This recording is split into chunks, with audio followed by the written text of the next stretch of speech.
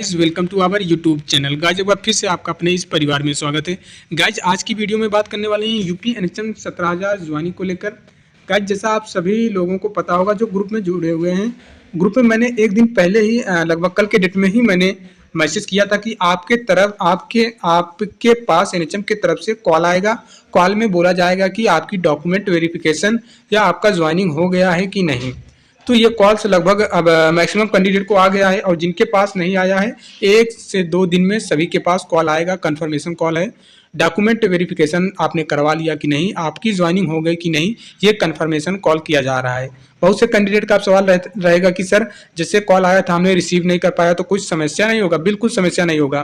देखिए सीएमओ वाले जो भी हैं इनको ये डेटा देने में, एनएचएम के पास डेटा पहुंचाने में टाइम लग जाता है या देर से डेटा देते हैं। तो एनएचएम वाले क्या काम कर रहे हैं, डायरेक्टली पर्सनली खुद कैंडिडेट से ये चीज़ें कंफर्म कर ले रहे हैं कि आपका ज्वाइनिंग हो गया कि नहीं। अच्छा ये क्यों कंफर्म कर रहे हैं, क्योंकि इनको अब भैया वेटिंग लिस्ट वाले जो भी कैंडिडेट हैं उनको वेटिंग लिस्ट क्लियर करवाना है। जैसा मैंने आपको कई वीडियो में बता दिया हूँ कि आपकी वेटिंग लिस्ट 15 मार्च तक, जो भी कैंडिडेट वेटिंग लिस्ट में है आपकी फर्स्ट पीडीएफ 15 मार्च तक आ जानी तय है।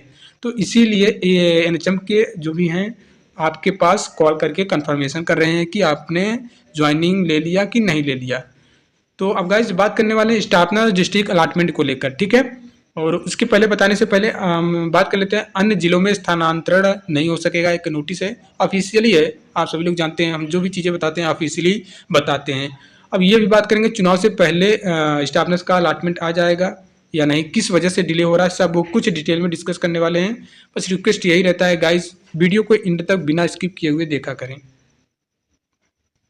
देखिए ये स्थानांतरण ट्रांसफर को लेकर एक अपडेट है, ऑफिशियली है। यहाँ पे आप देख सकते इंटरनल नोटिस है, ठीक है, जो किसी के द्वारा ये फॉरवर्ड कर दिया गया है, ठीक है।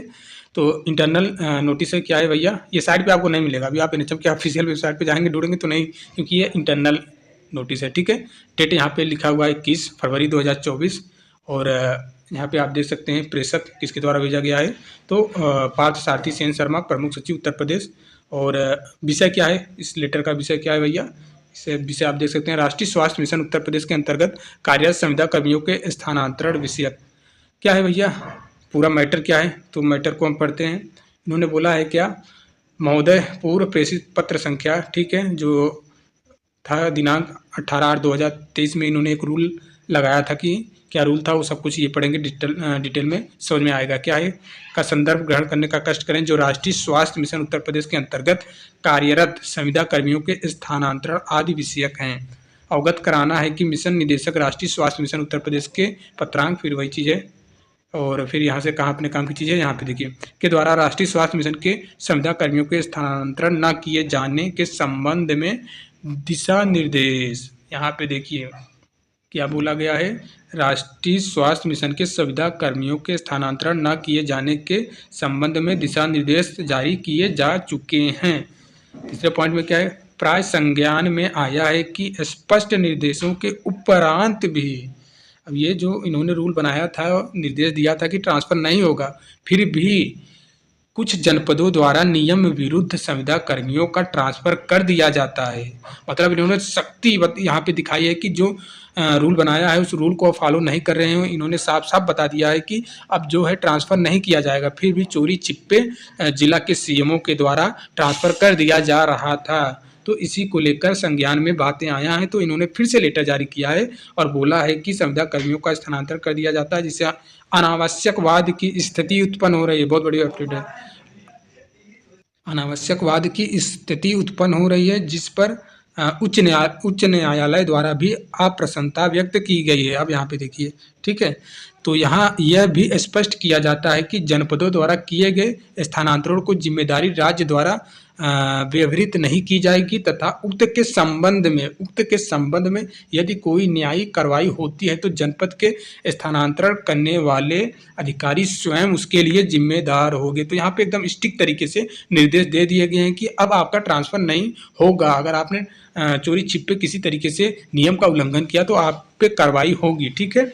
और फोर्थ पॉइंट में क्या है कि उपरोक्त के क्रम में आपको निर्देशित किया जाता है कि राष्ट्रीय स्वास्थ्य मिशन उत्तर प्रदेश के अंतर्गत जनपदों पर कार्यरत संविदा कर्मियों हेतु लागू मानव संसाधन नीति, डैम्प गाइडलाइन एवं अन्य पत्रों के माध्यम से स्थानांतरण कार्य समीक्षा इत्यादि के संबंध में दिए गए दिशा निर्देशों को कड़ाई से अनुपालन सुनिश्चित किया जाए। ठीक है, तो गाइस कहने का मतलब यह है कि आपका ट्रांसफर जो हो जाता था, ट्रांसफर नहीं होने वाला है। केवल ट्रांसफर आपका म्यूचुअल ट्रांसफर जो होता था मानव संपदा पोर्टल के माध्यम से, उसी के जरिए हो सकता है, लेकिन उसका भी कोई अब भरोसा नहीं है कि लिंक आपका आएगा फिर आपका ट्रांसफर होगा या नहीं होगा।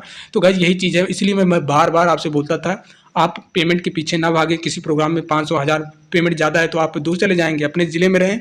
आप अपने ज़िले में रहेंगे तो आपको बहुत से सारा खर्चा बच जाएगा, लेकिन आपने सुनी ही नहीं। श्वेत कमल मेडिकल अड्डा यूट्यूब चैनल की बातें को आपने सुना ही नहीं ध्यान से। तो यही चीज़ है, अब ये कंफर्म नहीं है कि आपका ट्रांसफ़र होगा या नहीं होगा, इसकी कोई गारंटी नहीं है। म्यूचुअल ट्रांसफ़र का लिंक ये देते हैं कि नहीं देते हैं। बात करें पिछले 1.5-2 सालों से तो अभी कोई लिंक ही नहीं आया है म्यूचुअल ट्रांसफ़र की। तो गाइस यही चीज़ें हैं। अब बाकी आप अपने हमको जॉब चाहिए तो किसी भी हाल में तो हम कहीं ना कहीं ज्वाइनिंग तो लेना ही लेना है। तो अभी आप का सिलेक्शन हुआ है तो आप ज्वाइनिंग ले लीजिए, कुछ ना कुछ तो करते ही रहें। इससे क्या रहेगा, देखिए यहाँ पे पेमेंट कम है, ठीक है, कोई बात नहीं है, लेकिन आपका एक्सपीरियंस बनता रहेगा। आगामी भर्तियों में आपका वहाँ पे प्रॉफिट होने वाला है।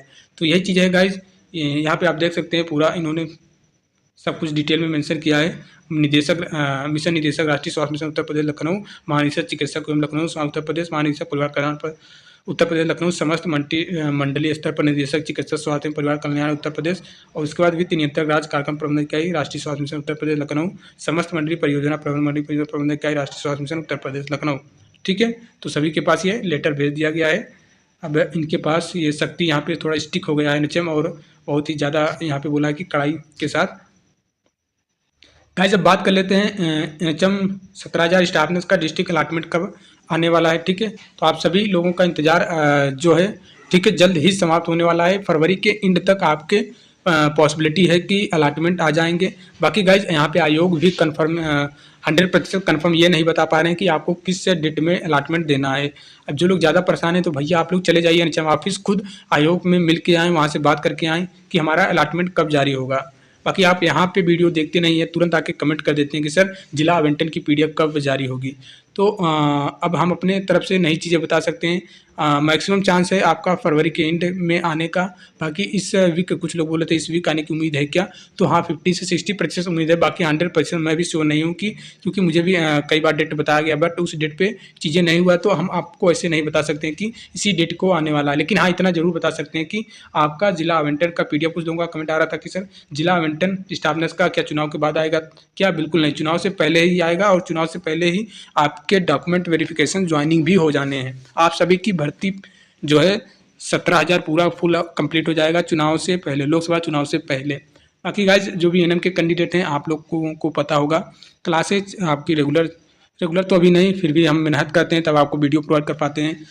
जितना आपसे ज़्यादा तो हम मेहनत करते हैं आपको, मतलब एक टॉपिक सिलेक्ट करते हैं कौन कौन से क्वेश्चन बन सकते हैं। पहले तो अभी थ्योरी हम करवा रहे हैं, एक थ्योरी हमने करवा दिया एक वीडियो में, उसमें बताया, उसकी ऑब्जेक्टिव में MCQ वाली वीडियो जल्द आ जाएगी, तो उसके लिए आप परेशान मत हों। और जो भी टॉपिक्स हैं सभी जल्द से जल्द आपके हम वीडियो के माध्यम से पूरा कवर कर देंगे। तो आप लोग अगर इंटरेस्टेड हैं तो कंटिन्यू एनएम वाले रह सकते हैं परमानेंट। और आपके 15 मार्च के आसपास भर्तियाँ आ जानी है। तो गाइज यही एक अपडेट था, उम्मीद करते हैं आपको चीज़ें समझ में आ गया होगा। तो एनएचएम की तरफ से कॉल आ रहा है और आने वाले समय में सभी के पास लगभग कॉल पहुंच जाएगा। कॉल तब तक आएगा जब तक सीएमओ वाले, अब कुछ कैंडिडेट का ये भी कमेंट आएगा कि सर मेरे पास कॉल नहीं आएगा तो क्या समस्या है, बिल्कुल नहीं समस्या है। सीएमओ वाले डेटा जब आपका डेटा वहाँ तक पहुँचा देंगे एनएचएम तक, तब आपके पास कॉल नहीं जाएगा। ठीक है, अगर डेटा नहीं पहुंच पाता है, कि डेटा का मतलब समझ रहे हैं कि सीएमओ ऑफिस वाले ये चीज़ आप बता देंगे कि आपने ज्वाइनिंग ले लिया है, आपने डॉक्यूमेंट वेरिफिकेशन करवा लिया है। ठीक है, ये चीज़ें उनको इन्फॉर्म कर देते हैं तो आपके पास कॉल नहीं जाएगा। अगर इन्फॉर्म नहीं होता है तो आपके पास कॉल आएगा। ठीक है, और नहीं भी आता है तो भी कोई फ़र्क नहीं पड़ता है, इसके लिए आप परेशान बिल्कुल मत हों। वेटिंग लिस्ट वाले तैयार रहें। ठीक है, आप लोगों का भी बहुत जल्द वेटिंग क्लियर होने वाली है। उम्मीद करते हैं चीज़ें आपको समझ में आ गई होंगी। अगर वीडियो गाइस पसंद आया है तो लाइक कर सकते हैं, शेयर करना भी चाहते हैं तो शेयर कर सकते हैं। तो मिलते हैं नेक्स्ट वीडियो में, तब तक के लिए जय हिंद जय भारत।